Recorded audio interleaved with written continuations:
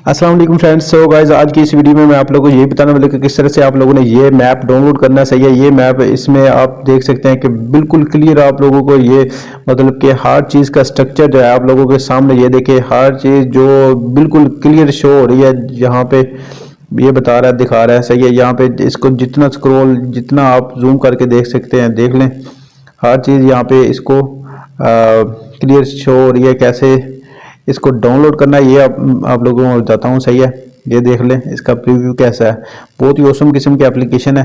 Just आप लोगों ने इसको प्ले स्टोर से डाउनलोड करना है। सही है, so without wasting any time मैं आप लोगों को बता देता हूँ कौन सी एप्लीकेशन आप लोगों ने इंस्टॉल करनी है। यहाँ पे प्ले स्टोर में जाना है। प्ले स्टोर में जाने के बाद यहाँ पे आप लोगों ने ऊपर क्लिक कर देना है, सर्च करना है